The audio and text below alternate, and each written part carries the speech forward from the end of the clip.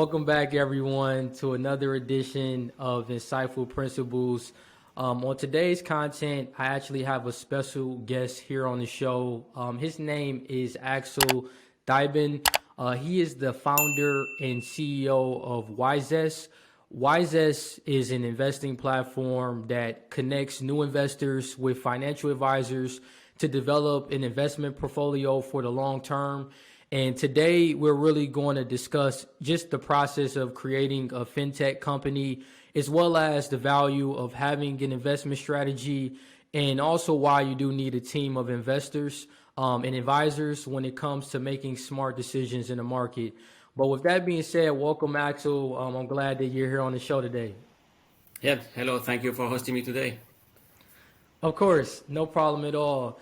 So to get things started here, can you kind of share with the world a little bit more about your background and how your experiences have shaped what you are doing today? Yes, no problem. And it's not like I would say the typical path. Like first, like you hear my accent, so it's not like from here from the US, like from France originally, from Europe. And like even if we're going to talk about like investing and finance today, my own personal background is like in mechanical engineering, so nothing to do with finance again. So I've been like working during my first life, I would say, back in Europe in the automotive sector as a mechanical engineer, and I was part of the team that designed the first mass-produced EV, the Nissan Leaf, like back in the days. So it was an interesting ride, but like then at some point I decided like that I needed to learn more about finance and marketing and other topics that I didn't learn when I was an engineer, and so like I came to the US, did my MBA at MIT, and then it's when I switched to finance. So I worked like for a few banks, being the head of strategy for like a couple of institutions in Florida, and like doing like anything from like marketing, product, operations, digital transformation, M&A, and like through all this journey, like at one bank we acquired a little digital bank that I ended up managing myself directly, and as a result, like another institution contacted me to build for them the own little digital bank from scratch. That was like a very interesting challenge, and when doing that successfully, that was like the trigger to say like, hey, I was able to build a little bank, so let's try to find a solution to a problem that I always had in mind, which is like helping like to find a solution to invest for everyone. And so that's when I started to work on Wizest. So that's like my own, like I would say, path, unconventional path, I would say, like from Europe and from engineering to the US and being an entrepreneur. Yeah, I think that's amazing. Just with your background, coming from, France and in Europe, having that mechanical engineering program, just that background, and then actually coming here to the U.S. to get your MBA at MIT, which is a great institution when it comes to business. I'm sure that has shaped a lot of with just the different learning experiences that you are having today. And, I actually wanted to kind of just talk about more of the aha moment when you really decided that Wizest was something that you wanted to create. And I know just with kind of looking a little bit more, doing research on your background, you talked about how you launched another online bank from scratch known as Total Direct Bank. And that was actually right before you started Wizest. What was kind of going through your mind as you were helping with the different projects with Total Direct Bank that really made you realize that I want to go out and actually start my own type of, startup with Wizest? Yeah, no, great question. I would say like I always like had in my mind that I wanted to build like something, to build my own little company at some point, and to I would say to put my to bring my little stone to the building. I would say in this like in this world, but like I hadn't the confidence or the trust in being able to do so like. Before having the experience of building something for others before doing it for myself. And so that's why like I think that this like journey like at the bank that you mentioned, like so when they asked me to build a little digital bank from scratch, and being able to do it with like just a very small team. Like we were just 3 people. Like it was like almost a SWAT team within the big bank to build like a little bank inside. And so like being able to do that, to manage like regulations, manage like all the difficulties of working with vendors and also internally within the big bank, also managing the top management and the politics. So being able to do all that was like, hey, I think now we have the skills and I can do something on my own. And when I had this moment, I say, now let's put together a plan to go. I would say to bring to reality some of the ideas that I have in my mind for a few years, and the one that was like coming back the most was about this like a solution that we have now today with Wizest. So that's like how it came out. Yeah, that's good. And I'd love how you said you wanted to help build something for other people before you actually went out and builded something for yourself. And, I think a lot of people can take a lot out of that. You don't have to stay, in a 9 to 5 forever. You don't have to do an internship, forever. But I think the skill sets and the experiences that you gain from wanting to be in industries that you have curiosity around, that can definitely help you to be able to eventually branch out and eventually do your own thing. So I love how you kind of took those different experiences and really realized that, okay, I now have the skill sets where I can actually go out and be confident to do my own thing. And I know that you have shared that some of the reasons of starting Wizest is you wanted to build a solution that makes investing more approachable, collaborative, and transparent. Can you explain some of these principles and why you decided as a company to focus on these main 3 areas? Yes, and like again, you will see that it's very basic. The other day, why I built Wizest, it's for like to have an answer originally for one of my personal frustration. Because when I was an engineer and without any financial background, I was like thinking about like, hey, I want to start investing. I want to start like saving for my retirement. I want to start saving to buy a house, and that is and to do that like one of the big vehicle is investing and investing in the stock market. But like when I was like looking at like different solutions like Robinhood or E-Trade kind of solutions, I was like, hey, yes, it's free, but like I don't know what to buy, I don't know what to sell, I'm going to screw up. And then if I go to ask to my bank to help me to start investing, they will ask me if I have like at least a minimum of like 100K or 200K to be able to qualify and get an advisor that will help me. And so as I didn't have this money at the time, like they were telling me, okay, bye, come back in 5 years. And so the only thing that was left are like the typical like robo solution with like Wellsfront, Acorns, which is fantastic if you don't want to look what is happening with your money. If you like to put your money in the account and look at it just once a year to see what is happening, it's great. But if you are the type of person that wants to understand what is happening, that wants to participate and maybe take some decision also yourself, and to learn also about finance and about investing, so to participate in the process, basically, it's not possible because like these like robo solutions are like black boxes. And so that's why I said like, hey, if I want to find a solution for all this problem, this solution needs to be like first simple, because like for people that have no clue, that we need to have something that is easy to handle. Then it's like where they can understand what is happening. So it should need to be transparent. And then like to be able to help them, we need to bring some expertise and some people that knows what they are talking about to help people, like with almost like a financial advisor type of relationship, to be able to help people to start. So this is like the premise, I would say, to be able to build Wizest, and that's how we started everything.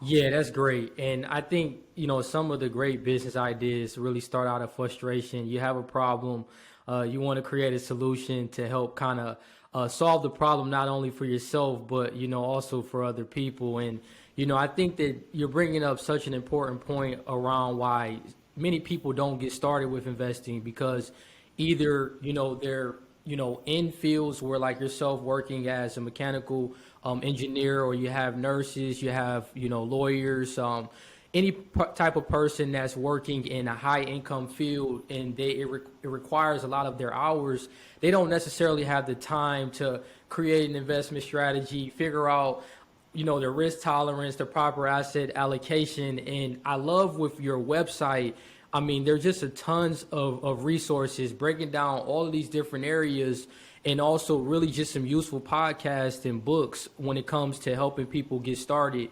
And one thing that I did want to share on my screen here, I'm just going to show one of your charts that you have on a website where you're really talking about the top 5 reasons why Americans aren't invested in stocks. And are you able to see my screen here, Axel? Yes, I can. Yep. Okay. So I think that this is important because, I kind of want us to really address this, because I think the solution that you're providing with me being in financial planning, I think the education aspect is so important to help people to want to get started. But just kind of looking at this, and for those listening on the podcast, I'll go through what these percentages are. But on Axel's website for Wizest, it has the top 5 reasons Americans are invested in stocks, and 56% stated that they don't have money to invest. 32% stated they don't understand stocks. 13% are comfortable with safer investments like savings. And then really the last 2 categories, which were kind of under 15%, they think the market is rigged against individual investors, or they're worried about volatility. So I did want to get your opinion, Axel. With all of the resources that you have on the platform, why is it important for people to educate themselves when it comes to just building a retirement plan over the long term? Yeah, and I think it's with like when we see these 5 reasons why people think they are not investing, it's clear that the education is key, because today most of the people that are not investing because they think they don't have enough money. And you can start investing with like $20 a month or even less. So it's not you don't have to have like 50,000, 100,000, and so that's one of the big myths. And like for example, if you invest I would say $100 every month for 40 years, you're gonna get a huge amount of money at the end. So it means that you're gonna put maybe you're gonna invest $50,000. But if you go with the historical return of the stock market, this will end up with 350. So 7 times what you had put in money will be the result of what you do, and just with $100 a month. So that's that's crazy, and people don't realize that. So that's very important to address that. Also in Wizest, also why there is no minimum, and we say hey, you can start investing with almost zero if you want, and so to make it easier to access. And then the component that they are also mentioning there, that are the fear, the fact that it's something that is just for the people that have privilege, and people that have the fear of the volatility. Again, this is something that is related with a lack of knowledge and understanding. Because volatility, if we look at what is happening this year, yes, for sure, the stock market is going crazy up and downs. So this year would be something to be worried about. But if we always step back and look at a 10-year window or 20-year window of the stock market, it's always going up, because there is volatility, but on average, if you look at the long term, a long period, it's always increasing, and so that means investing, if you want to do it in a way that is safe and not have to worry, you need to do it for the long term. You don't have to try to time the market and be smarter than the market, because you won't be smarter than the market because we don't know what the market will do. But if you stay persistent and consistent and don't give up, then it's when the rewards are going to come. Yeah, that's so true. I think, with this year in 2022, there's been a lot of volatility in the stock market, bond market, crypto, real estate. I don't care where you're looking. It's been pretty turbulent, throughout the entire year. But I think you're hitting on a great, important concept as far as time horizon, and how oftentimes your time horizon is going to dictate your risk tolerance. So for a person that is younger like myself, only being 29 years old, I can be a little bit more aggressive with my strategy because I have time for the market to recover. But for someone that, like my parents that are in retirement, they have a different outlook with their risk tolerance. They may have to be placed more in bonds or more money market funds, things that are going to be stable and that it's not going to fluctuate as much. So I think for anyone that's getting started, the very first important thing is really understanding your risk tolerance, understanding when you want to retire, what your time horizon is, and how many years that you do have the time to work in your favor. Because I always like to say it's not about time in the market, but it's about the time that you spend in the market. And you want to be patient.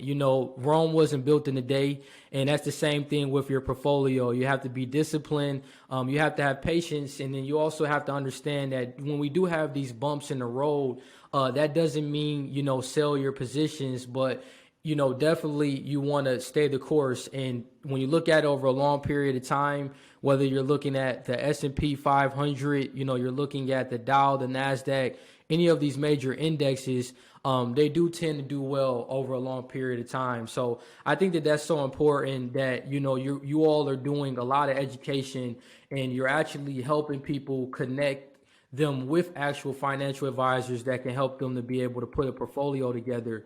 And that was actually one thing that I wanted to touch on with you now is, can you really walk me through the entire process from when a person actually goes on the platform and they're deciding on a financial advisor to when they're actually looking to want to make changes to their strategy?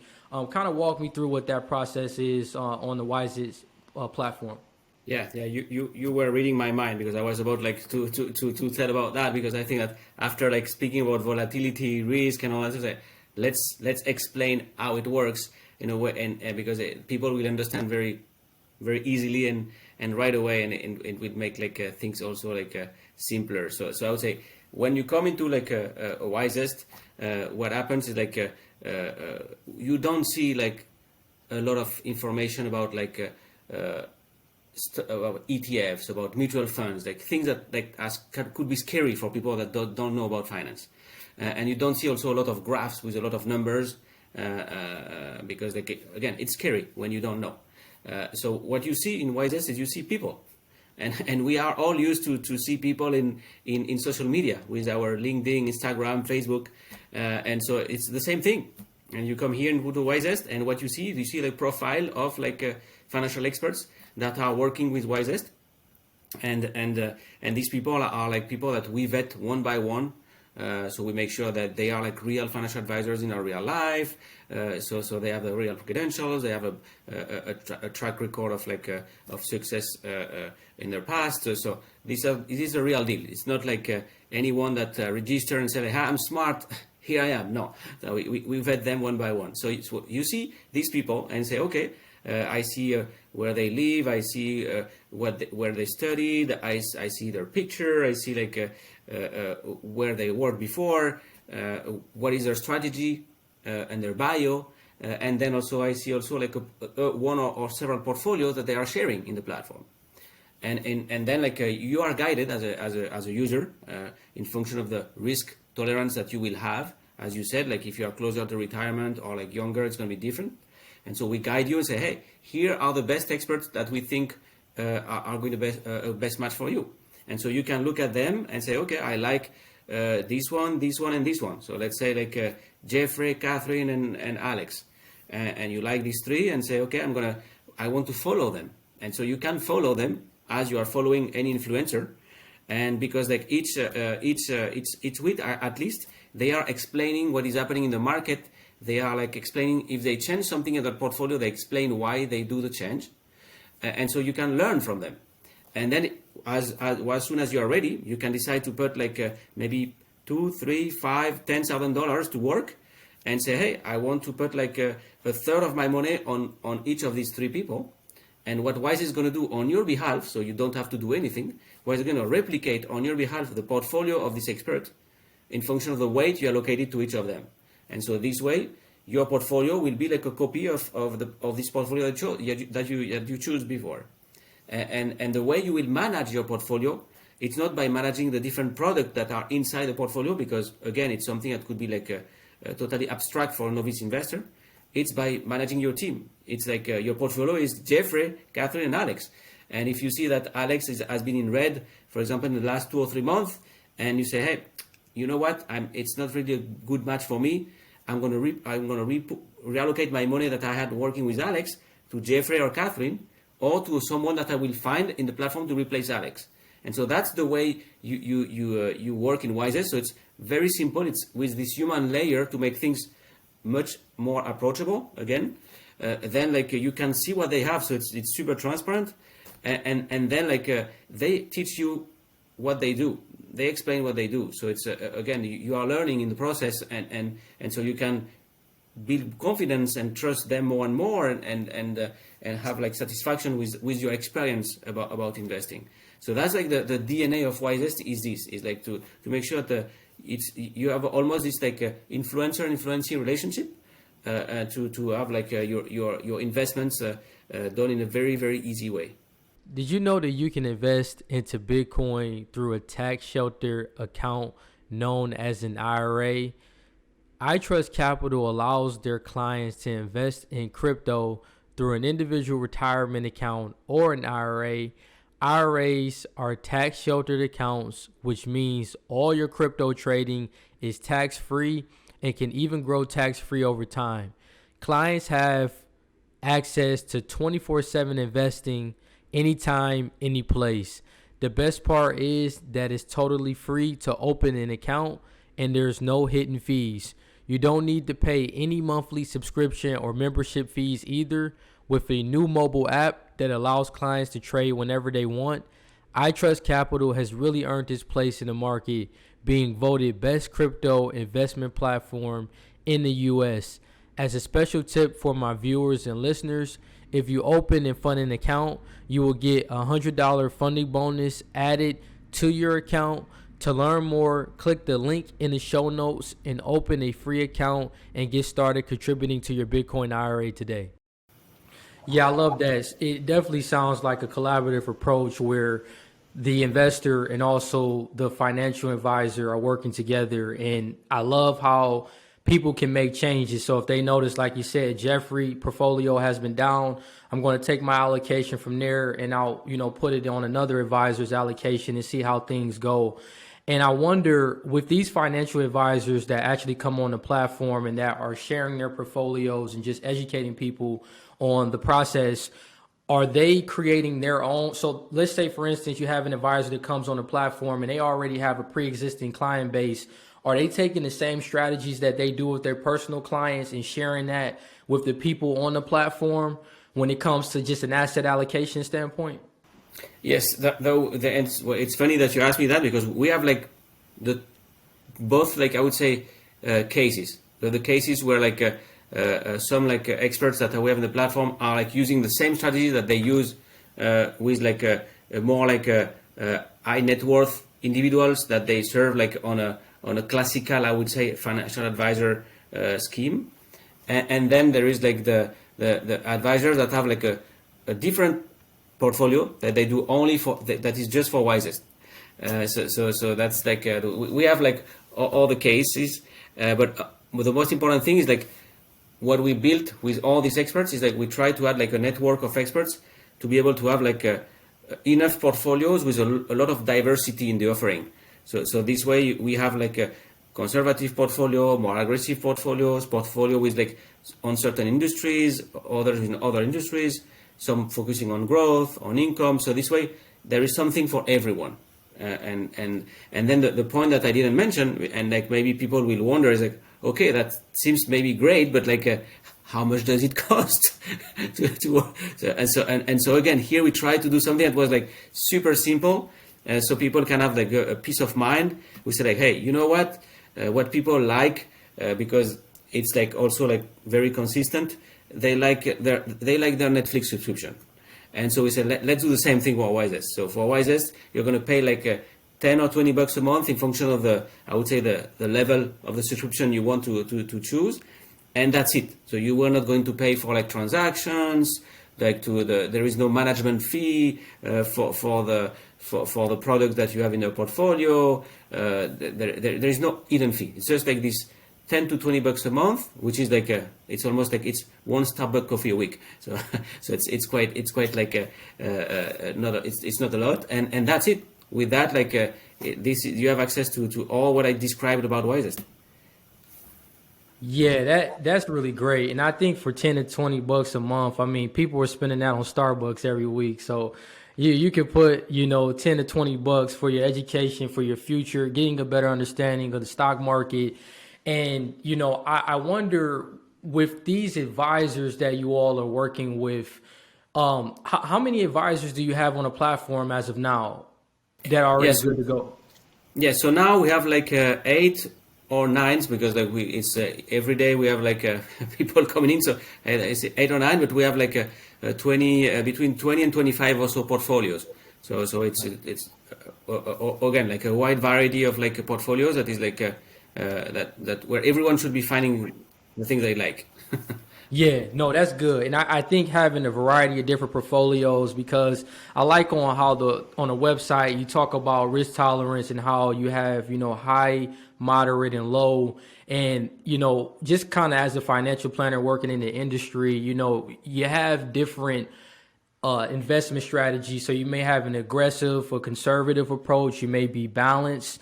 All of these different ways of how you can structure your portfolio, you can get pretty creative. So I think that's great that you all kind of have, 10 to 20 different portfolio examples that people can actually look at and really take advantage of, starting to create an investment strategy.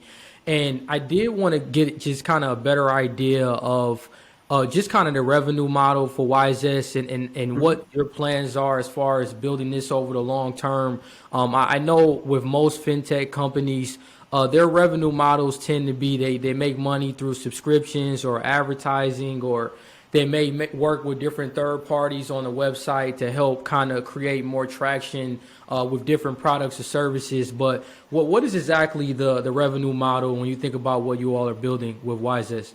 Yeah, so it's very simple. Like it's based the revenue that the money we are making is like basically like the what we are like charging to the users in terms of subscription. So that's like very transparent. It's like, hey, what we make is what you pay in terms of subscription, and we use a part of that, by the way, to pay the experts that are like working in the platform with us. So that's like. That's not everything for Wizest and for the platform. It's also to make sure the experts that are like sharing their knowledge have also like some incentive to be in the platform and to participate like actively. So that's like the way we make money. In terms of like the future and the vision for Wizest in the long term, like today we are like as we speak launching Wizest, and like anyone can like go and see like the in the different like App Store or Google Play Store like to go the Wizest app. But our idea also like to be able to reach our audience and everyone to also leverage like partnerships to be able to be I would say visible and exposed to everyone in a better way. And so we are like now just like we just signed like a partnership with like the NBA team of Cleveland, the Cleveland Cavaliers, to have like Wizest used by their employees. So as a benefit program that they offer to their employees, in addition to the 401k, which is very nice. And so like that's something that we want to expand to other companies, to also make sure that Wizest would be like in front of like the employees, but like subsidized by the employers, which is even cheaper than having to pay the $10 or $20 a month.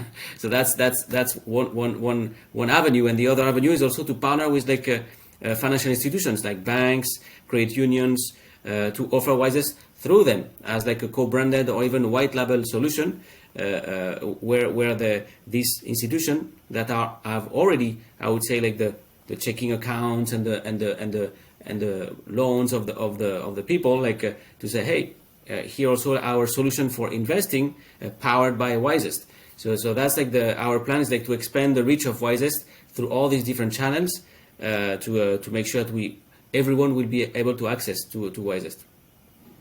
Yeah, that's amazing, and congratulations on that partnership with Cleveland Cavaliers. That's definitely big, and I definitely see that as a great way to kind of expand the reach with your brand. It's like you said, collaborating with different financial institutions, also collaborating with other companies like the Cavs, where you can provide this education to people that are getting started with their 401ks. They're not sure what to do.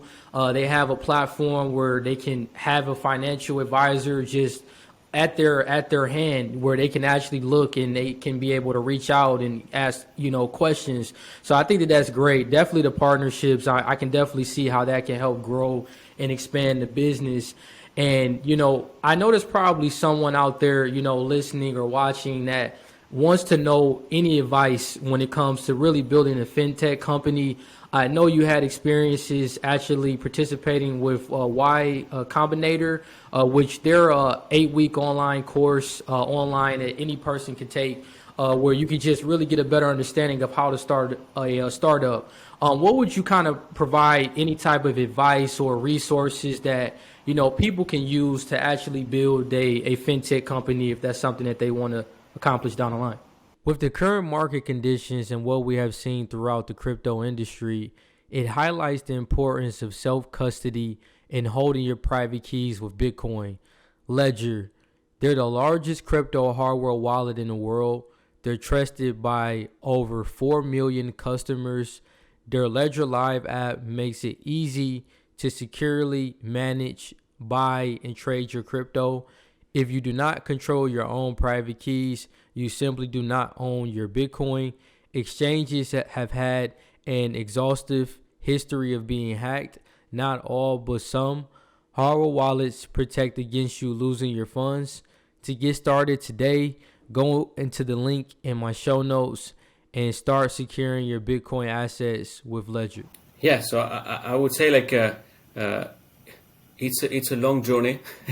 It's like investing. The results are not like just coming overnight. It's you have to be consistent and play for the long term. But yes, at the end of the day, the advice is the same as for investing, where it's always good to learn, and to build a company. It's also always good to learn. So that's what we did, because we know that what we don't know. So it's always good to try to learn more and more.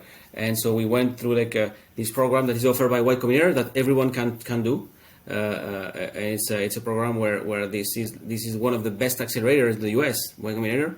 And so you can learn from the I would say top teachers and people that have real life experience, to learn from them, from their experiences. And so that's so this way you don't have to do the mistake on your end.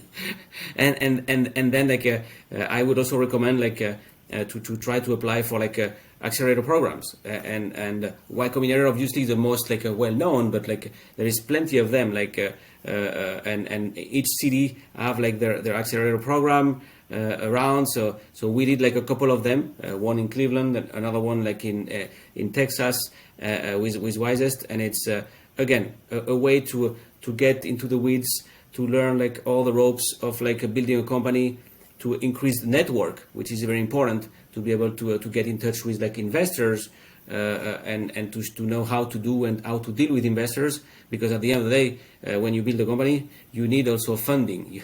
You need capital from investors to be able to move forward. So that's something that is very important. Yeah, I agree. Yeah, I definitely think the networking aspect and building those relationships is what can help a person be able to build any type of company, whether it's a fintech company, you're wanting to build any type of financial planning company. I think being able to connect with other like-minded people like yourself, and being able to get that exposure in the right environment can definitely help you. And I definitely would say, it does take time to build, anything, and you got to always keep that long-term perspective in mind. Now, I did want to kind of get more into the specifics of the asset classes that people have access to on the platform. Mm-hmm. I know when I was reviewing just kind of some of the resources on the platform, from my knowledge, it seems that people will have exposure into stocks, bonds. I've seen real estate and gold. Within the stock market, will they have exposure to those different asset classes, or is it only just stocks? Yeah, so for now, we're starting with the very classic asset classes, which is stocks, ETFs, and mutual funds. So Okay. that these are the three like basics that we are having, and then in function of like what the first users of Wizest will tell us, in function of what they want or what they don't want, we will be like adding more. But again, like now we are launching with like I would say the basic version of Wizest, and the idea is to say, hey, dear user of Wizest, what is the next thing that you want us to do? A new type of asset classes, a different feature in the app, so a different product. So we will try to I would say to embark into this journey, but also like involving a lot our users. So we make sure that we answer the needs of the users. Yeah, no, that's really good. And for those that may be hearing these different investing terminology terms, ETFs are exchange traded funds. So they work similar to like an index fund where you get exposure to a portfolio of stocks, and most mutual funds with your 401k plans, they work in the same type of capacity. And I wonder, with the different investment strategies, for some person that wants more conservative strategy that is very close to retirement, with it only being in stocks, ETFs, and mutual funds, what I wonder is some people may want access to bonds. With the ETFs and the mutual funds, do people get exposure to other asset classes beyond stocks, or inside of that ETF, is it only just stocks and there's no exposure in any other asset classes like bonds, for example? If someone wants something safer that may not be as aggressive. Yeah, so through some mutual funds, like an ETF, yes, there is like this, there is bonds and other type of like asset like that. But like Okay. in any case, like the direct access to bonds is also something that we're like looking at like in the next future. So yes. Yeah, no, that makes sense. And it's great to see that it's, you have that within the ETFs and the mutual funds, because I'm sure people, and that's honestly the easiest way to get started. I try to tell people that Exactly. don't try to pick stocks, don't try to time the market.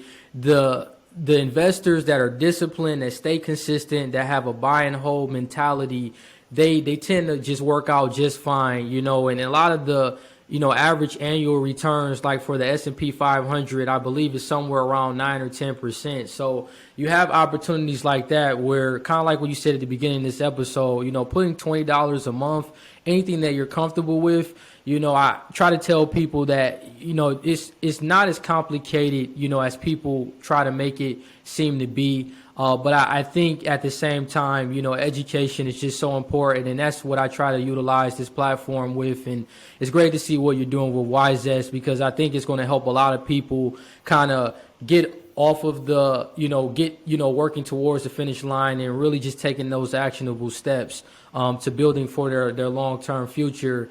Now, I do wonder, as far as like crypto, I'm sure probably users down the line, they might be like, this is something that we want to have access to. Have you all had internally conversations as far as like, okay, maybe the next vision may be to add, crypto as another asset class to get exposure in? Yes, no, obviously crypto is like it's in everyone's like mind. So that our take on crypto is like it's still like an asset class that is like not really regulated, where there is a lot of volatility, and like if people have like invested in crypto at the beginning of this year, I'm sure they're not very happy now. So it's something that we didn't consider to start, because again we are like, we want to have like a solution for novice investors and with like a more safer and long-term approach. But like we know that crypto are here to stay. But like I think the good moment to have and to add crypto will be when it's going to be a little bit more stable, more regulated also. So this way it's going to be less a wild west as it is today for crypto. And at this time it would make sense. Like now I would say like if people want to invest to crypto because there is some curiosity, and I understand it, I have it myself as well. It's like okay, we can do it, but like it's only invest the amount you are ready to lose. That's what I would say for crypto. So that's my take. and Oh, you can go ahead, Axel. What were you gonna say? No, I wanted to say like also like just to come back to what you were just saying before the question about crypto. One thing that we say about like at Wizest, like when people start investing, is like it's always like a 3-step process. It's like first you have to understand your own needs and your own situation, and analyze your own situation with your age, your family status, etc., etc.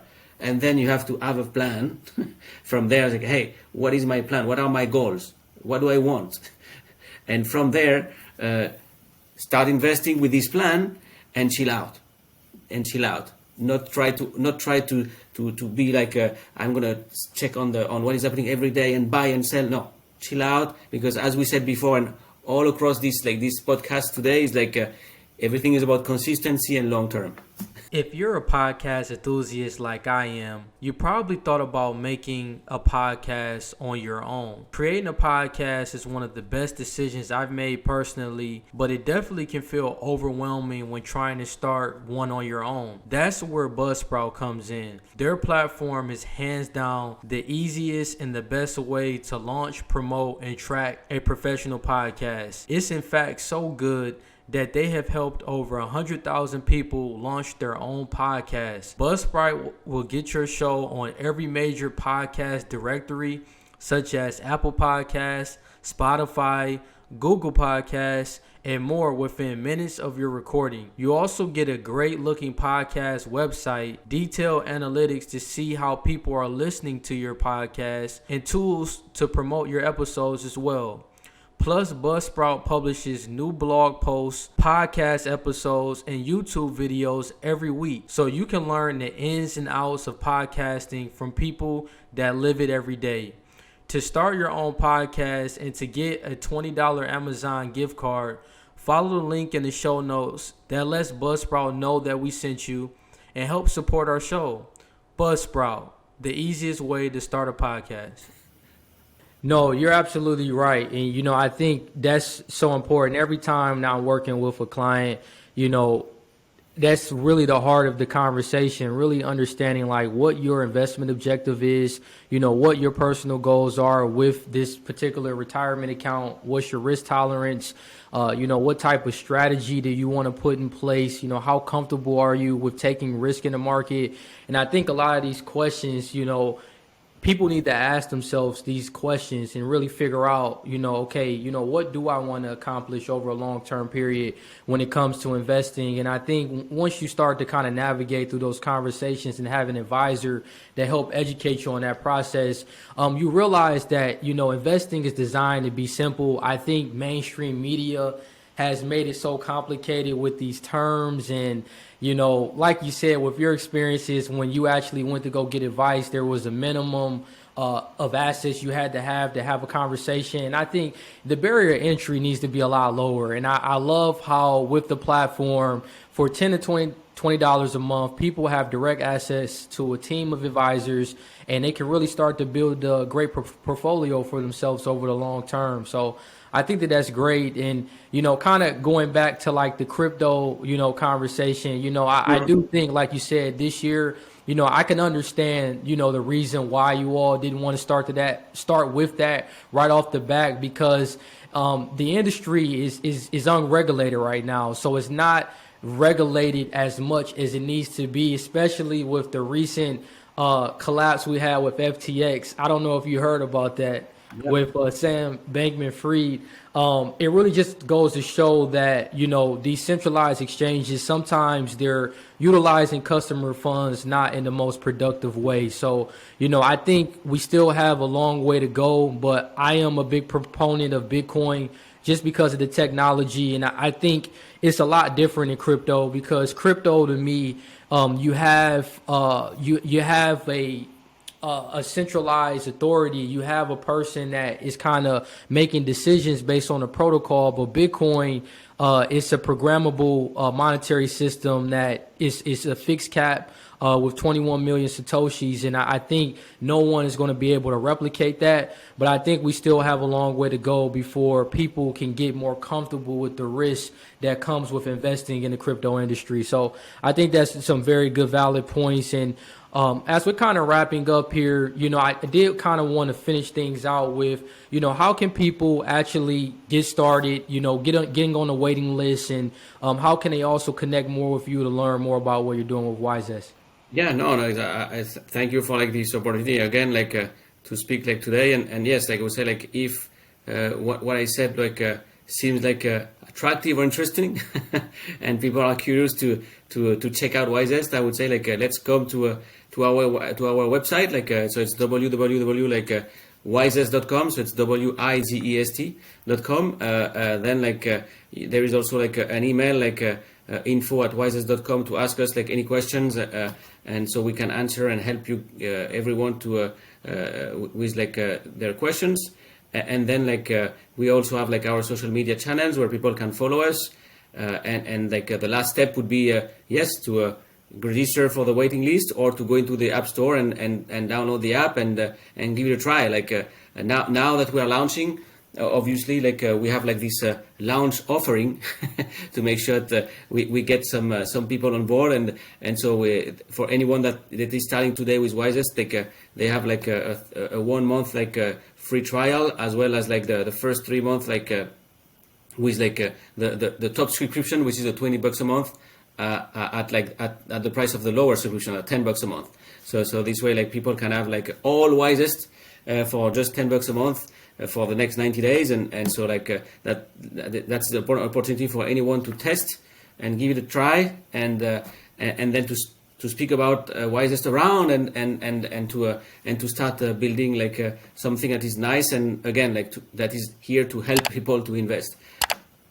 Yeah, I agree. And I definitely will, everyone. I'm going to put Axel's information with Wizest in the show notes, so you can be able to get access to checking out the website. And I definitely tell everyone to support. We definitely need more education when it comes to financial literacy. And, I think it's just very valuable with the service that you all are going to be providing. And, I thank you so much, Axel, for coming on the show, taking some time to chat here with me. I really enjoyed talking with you. No, thank you. Same here. It was a great conversation today. Yes, it was. Well, I thank you all so much for watching and listening to another episode of Insightful Principles, and take care.